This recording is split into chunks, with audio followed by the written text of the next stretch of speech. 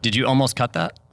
No, bro. When I saw that the first time, I literally cried. In this part of the podcast, Mr. Beast talks about the build-up of the characters and how emotional moments hook the audience. It was advice from us that, like, not to say that that's No, of course, at all go for it. part of No, it. we'll take but Everyone tells me. like, there's an element of, when you make space for character building, potentially people click off. Yeah, Because they're like, exactly. I was worried about that before. I'm not connected to that person. And in that video, I think you successfully pulled that off, where one of the final contestants, it's his daughter's birthday. I know. And she comes in and, like, he's emotional. Yeah.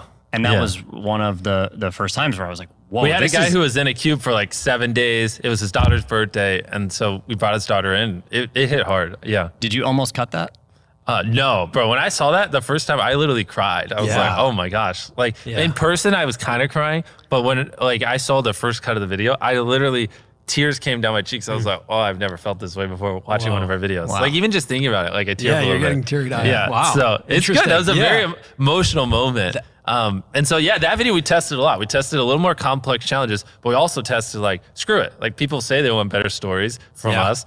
Let's do it. And again, that's where I threw all my like things I normally worry about out the window there. I was like, simplicity. I was like, screw it. We'll be a little complex, and then on the other end, it's like, I'm very, fast. It's like, let's slow it down. Let's build some characters. Yeah. That's what people say they want. And they worked. And everyone's like, those are the two reasons we love that video. And so. Is it like people say they want it in the comments on Twitter, people you trust that are close to you? How does that get? Almost all around. Like that, those were some of the bigger criticisms I would get. Cause I always, I call you guys all the time. Just like, I'm telling people, roast my videos. Like even Squid Game, some of the biggest complaints was like, I didn't feel connected to the viewers or to the contestants. Yeah, as much as I'd like to. So the thing is, I've never really gotten good at that. So that's something we've been honing a lot recently. And I love it. So but it's also like, part of it too is I've come to realize like not every video is the same, which is obvious, but it's like, there are videos where storytelling's great, like the 1 through 100 where you have a ton of contestants and you build them up and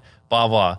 And so then when people win, you're like, oh my gosh, like I care about this person. This is awesome. Like I love this feeling and I love when their 3-year-old comes in. But then there's videos like the $1 versus $1 billion boat. Like it's not about me. It's about it's about my experience on these boats, but ultimately it's like about these boats. Like that's what they're watching. How cool? What's the difference? It's our experience of it. Yeah. But the story is also like, what is the difference between all these boats? And so like that's where it's, I mean, people watch this and be like, heard her, obviously, but it is like just figuring out what kind of story applies to what kind of content you're making is a lot harder than it sounds. And in hindsight, it's always like obvious.